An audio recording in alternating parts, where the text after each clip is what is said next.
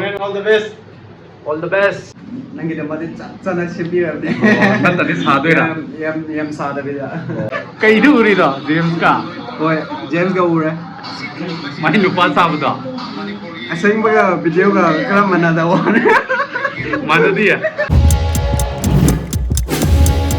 Oh mayam ngasi good evening kurumjari mayam bo taram noksari ngasi anobun misada Gurgaon sida injang na pin lei balak pasida ko some surprise am ju thengra ko surprise ai dikai no dona ba cha na ba surprise kri ke yoge de ngasi nong khar tarap to gi ju ko leira mayo pot che ko no ba surprise ma in hang salo ba dukan do akoi gi si Manipur gi injang na pi om dukan akoi sister keno da naga sister do moi gi hek nakan jiga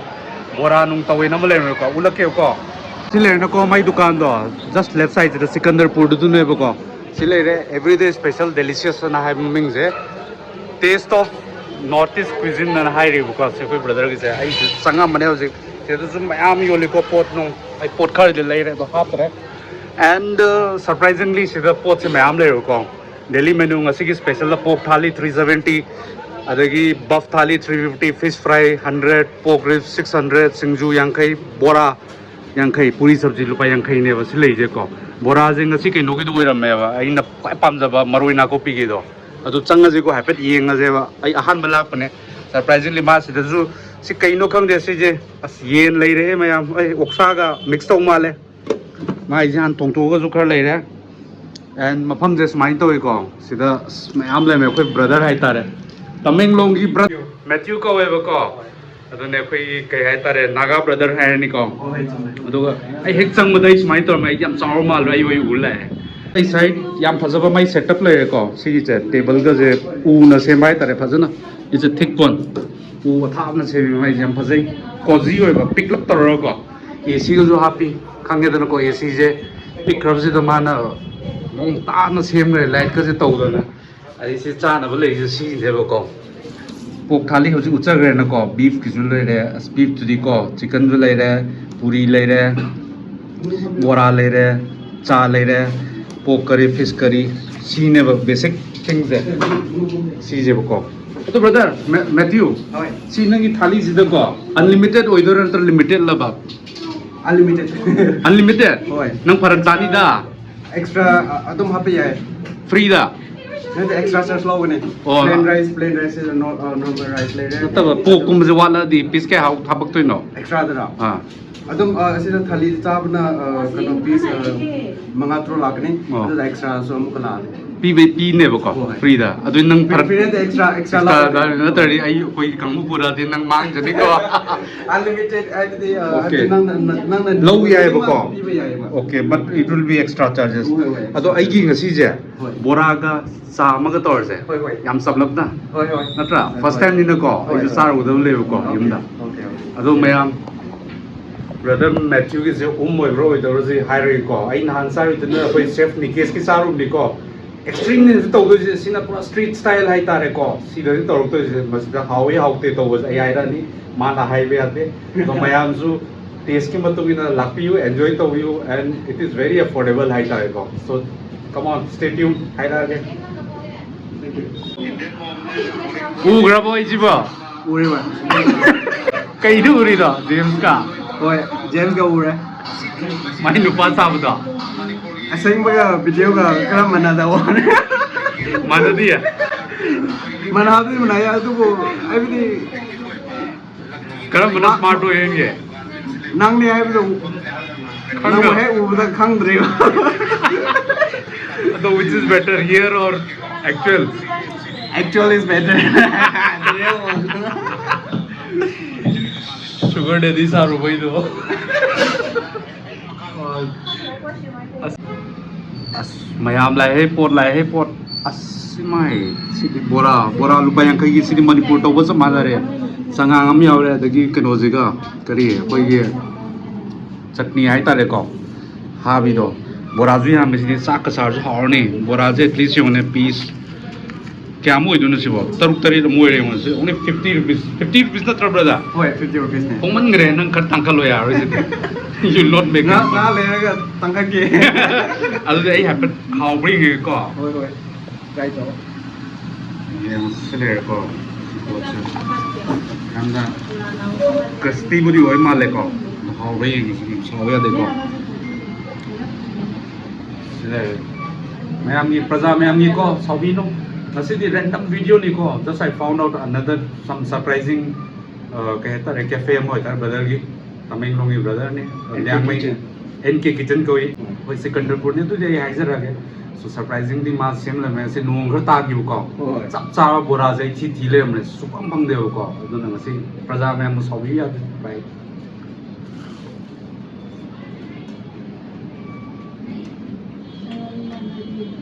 ꯍꯥꯎꯗꯤ ꯍꯥꯎꯋꯦ ꯊꯨꯝ ꯈꯤꯇꯪ ꯋꯥꯠꯂꯦ brother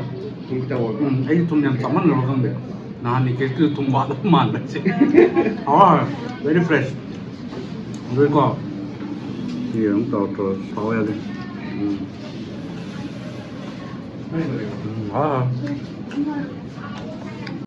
ꯄꯨꯔꯥ ꯂꯣꯏꯁꯟꯈ꯭ꯔꯦ ꯌꯦꯡꯉꯣ ꯄꯨꯈꯥꯡ ꯍꯥꯡꯉꯦ ꯁꯤꯁꯨ ꯍꯥꯡꯉꯦ ꯆꯥꯁꯨ ꯍꯥꯡꯉꯦ ꯁꯤꯡꯖꯨ ꯑꯃꯒ ꯇꯨ ꯈꯔ ꯄꯤꯖꯔꯣꯀꯣ ꯅꯪꯁꯦ ꯍꯥꯎꯃꯟꯈ꯭ꯔꯦ ꯑꯗꯣ ꯅꯪ ꯔꯦꯠꯁꯦ ꯍꯦꯟꯒꯠꯇ ꯌꯥꯔꯣꯏꯀꯣ ꯏꯠꯁ ꯚꯦꯔꯤ ꯂꯣ ꯀꯃꯣꯟ ꯀꯣ ꯍꯦꯟꯒꯠꯂꯣ ꯅꯪ ꯃꯤ ꯂꯥꯛꯄꯣꯏꯌꯨꯀꯣ ꯑꯗꯣ ꯃꯦꯟ ꯀꯣꯔꯁꯇꯗꯤ ꯏꯁ ꯑꯣꯀꯦ ꯕꯠ ꯁ꯭ꯅꯦꯛꯁ ꯁꯤꯖꯦ ꯄ꯭ꯂꯤꯖ ꯀꯣ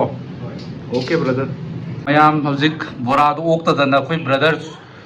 ꯀꯩꯅꯣ ꯁꯤꯡꯖꯨ ꯑꯃ ꯀꯧꯔꯦ ꯁꯤꯡꯖꯨꯁꯦ ꯉꯁꯤꯁꯦ ꯑꯣꯏꯕ꯭ꯔꯥ ꯑꯣꯏꯗꯕ꯭ꯔꯥꯁꯦ ꯃꯆꯥꯅꯤꯀꯣ ꯌꯥꯝ ꯆꯥ ꯉꯝꯃꯔꯣꯏꯅ ꯈꯤꯇꯪꯈꯛ ꯀꯧꯕꯅꯦꯀꯣ ꯁꯤ ꯍꯥꯎꯕ꯭ꯔꯥ ꯍꯥꯎꯇꯕ꯭ꯔꯥꯁꯦ ꯇꯧꯅꯨ ꯑꯗꯨꯒ ꯁꯣꯝ ꯅꯥꯀꯟꯗꯁꯨ ꯕ꯭ꯔꯗꯔ ꯅꯪ ꯌꯥꯎ ꯌꯥꯕ꯭ꯔꯥ ꯀꯥꯏꯗꯕ꯭ꯔꯥ ꯁꯣ ꯕ꯭ꯔꯗꯔꯁꯤ ꯂꯩꯔꯦꯀꯣ ꯑꯩꯈꯣꯏ ꯀꯩꯅꯣ ꯄꯂꯦꯜꯗꯩꯅꯤ ꯑꯩꯈꯣই ꯃꯔꯤꯡ ꯇ꯭ꯔꯥꯏꯞꯇꯅꯤ ꯕ꯭ꯔꯗꯔꯒꯤ ꯃꯤꯡ ꯀꯔꯤ ꯀꯧꯕꯤꯕ ꯋꯥꯔꯁꯦꯝ ꯀꯧꯏꯀꯣ ꯑꯗꯒꯤ ꯑꯩꯈꯣꯏꯒꯤ ꯀꯣꯔꯨꯡ ꯅꯣꯏꯒꯤ ꯕ꯭ꯔꯗꯔꯅꯤꯀꯣ ꯅꯪ ꯌꯦꯡꯉꯨꯀꯣ ꯁꯦ ꯃꯥꯁꯨ ꯀꯩꯅꯣꯗꯩꯅꯤ ꯃꯔꯤꯡ ꯇ꯭ꯔꯥꯏꯞꯅꯤ ꯕꯠ ꯑꯩ ꯍꯧꯖꯤꯛꯇꯤ ꯕꯣꯔꯥꯗꯣ ꯍꯥꯎꯃꯟꯈꯤꯗꯅ ꯃꯉꯣꯟꯗꯩꯁꯨ ꯈꯔ ꯂꯧꯔꯒ ꯆꯥꯔꯕꯅꯦ ꯁꯤ ꯏꯀꯥꯏꯃꯟꯗꯕꯒꯤ ꯑꯗꯣ ꯃꯥꯅ ꯇꯟꯁꯨ ꯄꯤꯖꯔꯦ ꯇꯟꯁꯨ ꯌꯥꯝ ꯍꯥꯎꯋꯦ ꯃꯦꯊ꯭ꯌꯨ ꯇꯟꯁꯨ ꯌꯥꯝ ꯁꯣꯐ ꯑꯣꯏꯔꯒ ꯌꯥꯝ ꯍꯥꯎꯋꯤꯀꯣ ꯅꯣꯡꯃ ꯆꯥ ꯂꯥꯛꯗꯣꯏꯅꯤ ꯑꯩꯈꯣꯏ ꯂꯥꯛꯀꯦꯀꯣ ꯑꯗꯣ ꯕ꯭ꯔꯗꯔꯁꯨ ꯑꯦꯟꯖꯣꯏ ꯇꯧꯕꯤꯔꯣꯀꯣ ꯑꯩ ꯁꯤꯡꯖꯨ ꯂꯥꯛꯑꯦ ꯑꯩ ꯑꯃꯨꯛꯁꯨ ꯑꯗꯣ ꯗꯦꯠ 2ꯗꯣ ꯂꯥꯛꯄ ꯀꯥꯎꯅꯤꯀꯣ ꯐꯥꯏꯠ ꯂꯩ ꯑꯩ ꯚꯤꯗꯤꯑꯣ ꯍꯌꯦꯡ ꯍꯥꯞꯄꯛꯀꯦ ꯑꯗꯣ please follow and share it to all your friends ꯗꯤꯇꯦꯜꯁꯦ ꯍꯥꯞꯄꯛꯀꯦꯕꯀꯣ ꯑꯣꯀꯦ ꯑꯗꯨꯗꯤ ꯃꯌꯥꯝ ꯁꯤꯃ ꯍꯧꯔꯁꯤꯔꯥ ꯁꯤ ꯇꯣꯠ ꯈꯣꯠꯄ ꯂꯣꯏ ꯂꯣꯏꯔꯝꯅꯤꯀꯣ ꯑꯗꯣ ꯁ꯭ꯄꯦꯁꯦꯜꯂꯤ ꯁꯤ ꯑꯩꯈꯣꯏ ꯂꯤꯌꯥꯡꯃꯩꯒꯤ ꯀꯩꯅꯣꯅꯦ ꯁꯤꯡꯖꯨ ꯍꯥꯏꯐꯦꯠꯇꯤ ꯁꯥꯔꯝꯒꯅꯤꯀꯣ ꯃꯣꯏꯁꯦ ꯃꯣꯔꯣꯛ ꯌꯥꯝ ꯄꯥꯝꯃꯦ ꯍꯥꯏꯇꯥꯏ ꯑꯩꯅ ꯈꯟꯕꯗ ꯅꯍꯥꯟꯁꯨ ꯆꯥꯈ꯭ꯔꯦ ꯑꯃ ꯅꯪꯒꯤꯗꯃꯛꯇꯤ ꯆꯞ ꯆꯥꯅ ꯁꯦꯝꯕꯤꯔꯕꯅꯦ ꯅꯠꯇ꯭ꯔꯗꯤ ꯁꯥꯗꯣꯏꯔꯥ ꯌꯥꯝ ꯁꯥꯗꯕꯤꯗ ꯅꯍꯥꯟ ꯑꯁꯣꯝꯒꯤ ꯒꯤꯇꯣꯔꯅꯤꯒꯤ ꯑꯩꯈꯣꯏ ꯀꯩꯅꯣꯒꯤꯗꯣ ꯂꯛꯀꯤ ꯍꯣꯏꯒꯤꯗꯣ ꯑꯗꯨꯁꯨ ꯃꯣꯔꯣꯛ ꯐꯖ ꯁꯥꯔ ꯄꯤꯔꯛꯑꯦꯕꯀꯣ ꯑꯗꯨꯒ ꯀꯣꯟꯅ ꯆꯨꯝꯔꯤꯡ ꯍꯥꯏꯔꯛꯄ ꯃꯣꯏꯁꯦ ꯀꯩꯅꯣꯗꯤ ꯃꯣꯔꯣꯛꯀꯨꯝꯕꯗꯤ ꯈꯔ ꯄꯥꯝꯕꯅꯤ ꯌꯥꯝꯕꯅ ꯍꯥꯏꯔꯛꯑꯦꯕ ꯆꯨꯝꯃꯝꯃꯦꯕ ꯑꯗꯣ ꯑꯩ ꯇ꯭ꯔꯥꯏ ꯇꯧꯔꯒꯦꯀꯣ ꯃꯌꯥꯝ ꯁꯤꯅꯤ ꯀꯣꯕꯤꯅꯦ ꯑꯗꯒꯤ ꯃꯤꯃꯤ ꯈꯔ ꯌꯥꯎꯔꯦ ꯑꯗꯒꯤ ꯀꯩꯅꯣꯁꯤꯒ ꯑꯩꯈꯣꯏꯒꯤ ꯀꯔꯤ ꯃꯇꯔꯁꯨ ꯌꯥꯎꯔꯦ ꯑꯗꯩ ꯕꯣꯔꯥ ꯃꯀꯨꯞ ꯈꯔ ꯍꯥꯞꯄꯦ ꯑꯩꯁꯨ ꯃꯃꯤꯡ ꯌꯥꯝ ꯀꯟꯅ ꯈꯪꯕ ꯑꯣꯏꯗꯦ ꯆꯥꯎꯕ ꯌꯥꯗꯦ ꯑꯣ ꯃꯅꯝ ꯅꯨꯡꯁꯤꯕ ꯃꯌꯥꯝꯁꯨ ꯌꯥꯎꯔꯦ ꯑꯗꯨꯒ ꯐꯤꯁ ꯃꯤꯟꯁꯨ ꯌꯥꯎꯔꯦ ꯑꯗꯨꯒ ꯀꯔꯤꯕ ꯃꯈꯜ ꯑꯅꯤ ꯑꯍꯨꯝ ꯃꯃꯤꯡ ꯈꯪꯗ꯭ꯔꯦ ꯆꯥꯔꯒ ꯌꯦꯡꯉꯁꯤꯀꯣ ꯃꯌꯥꯝ ꯁꯥꯎ ꯌꯥꯗꯦ ꯁꯤ ꯌꯦꯡꯉꯁꯤꯀꯣ ꯑꯍꯥꯟꯕ ꯆꯥꯛꯂꯨꯛꯁꯦ ꯄ꯭ꯔꯖꯥ ꯃꯌꯥꯝꯒꯤꯀꯣ ꯑꯍꯥꯟꯕ ꯆꯥꯛꯂꯨꯛꯁꯦ ꯃꯌꯥꯝꯒꯤ ꯁꯤ ꯇ꯭ꯔꯥꯏ ꯇꯧꯔꯒꯦꯀꯣ ꯍꯥꯎꯕ꯭ꯔꯥ ꯍꯥꯎꯇꯕ꯭ꯔꯥꯁꯨ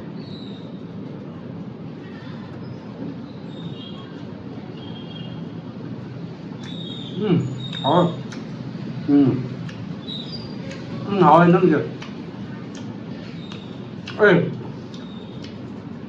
public chin जीवन होते हैं one of the I'll say top 3 दे ले कोई दिल्ली एरिया से दमागी के नोजे चिंजू से top 3 I'll take it within top 3 thank you कोई कोई असों की तो नहीं रोंगी तो अदूम ले रहे सीजन ले रहे देखिए कोई के नोजे का सी तो थोड़े में तो गुगांव के तो दुगा मोय हम जे top 3 ले man C hi हागी नते is very good ये नोजे ꯌꯥꯝ ꯅꯨꯡꯉꯥꯏꯔꯦ ꯊꯦꯡꯅꯕ ꯑꯗꯣ ꯅꯪ ꯗꯦꯠ 2ꯒꯤꯗꯣ ꯁꯣꯏꯗ꯭ꯔꯦꯀꯣ ꯐꯥꯏꯠꯀꯤ ꯁꯣꯏꯔꯦ ꯑꯗꯣ ꯍꯟꯗꯛ ꯕꯦꯜꯁꯦ ꯑꯩꯈꯣꯏ ꯃꯅꯤꯄꯨꯔꯗ ꯂꯥꯛꯇꯣꯏ ꯅꯠꯇ꯭ꯔꯣ ꯁꯣꯏꯗꯅ ꯂꯥꯛꯀꯅꯤꯗ ꯑꯃꯨꯛꯇ ꯇꯧꯖ ꯄꯟꯆ ꯑꯝꯇ ꯄꯤꯁꯜꯂꯝꯃꯣꯗꯅ ꯆꯨꯡꯔꯦꯡ ꯕ꯭ꯔꯗꯔꯒꯤ ꯑꯣꯜ ꯗ ꯕꯦꯁ ꯍꯥꯏꯔꯣ ꯑꯣꯜ ꯗ ꯕꯦꯁ ꯍꯣꯏ ꯊꯦꯡꯛ ꯌꯨ ꯑꯗꯨꯗꯤꯀꯣ ꯑꯩ ꯍꯥꯞꯄꯒꯤ ꯗꯤꯇꯦꯜꯁ ꯀꯩꯀꯥ ꯀꯣ ꯁꯦꯀꯦꯟ ꯑꯣꯀꯦ ꯇꯦꯛ ꯀꯦꯌꯔ ꯕꯥꯏ ꯑꯁꯤꯒꯤ ꯗꯦꯁꯤꯗꯤ ꯄꯨꯔꯥ ꯑꯟꯑꯦꯛꯁꯄꯦꯛꯇꯦꯗꯅꯤꯀꯣ ꯍꯥꯏꯇꯥꯔꯗꯤ ꯁꯤꯁꯦ all of the ꯁꯗꯟ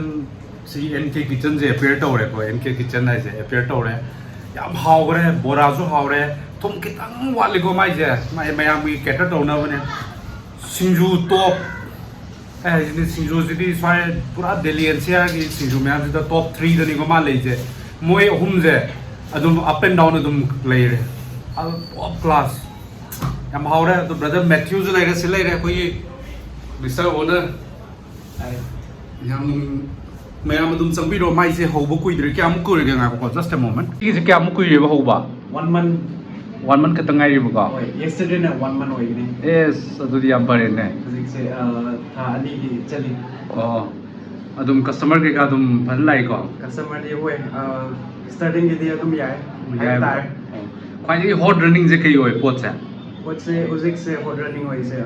thali ga singjo hai tar singju je Hoi. as nang singju je hawra mai ko thali ga su mapan da su kari international mi thabak to mi su tum lai oh to online parcel so tum lawai oh tum ram ra ta thai oh ado zomato ka swiggy ke zu yaw nang ji list of adu mak de hap ke na di khan le Okay. hojik phau di hap 3 ado mayam order to ge di how to contact you have number hoi ai number si mapanda number ayamba laur ga natraga na sida laga personal gi adum number laur ai to ai number ha pa ge ko description da hoi and mayam hai ge to di order to bu to ya ne ko online da gi adum porter adi uber adum law ko ado description da magi phone number kai ka lo ha pa ge ko adi basic kino jidi magi kahta menu jidi photo hoina ha pa ge ko it's very kahta re very affordable so I'm telling Matthew ki paisa kitang hitan na to si di kitang wa ne ko so increase it by another 10 15 20 maybe and suggestion it's up to him and to the customer am sauje ko but man setup man to is si ga di ko so kitang tawje ha ba ni ko ma'am aduna swai da dum lotion na ba tawra si ma'am and detail ke ga hapsara ge singju di it's a must try and pork su dum sapna tor brother pork su dum hawni koi lang mai kamu ni na ko pork morok kamu ji very good hire ni ko to morok ya pam group hoy na morok se dum soi dum ki hawrani and please try one time everyone Gurgaon in and around everything and thank you so much Haitar and Matthew masi how singju pizza bagi and मैं आपसे order तो भी okay bye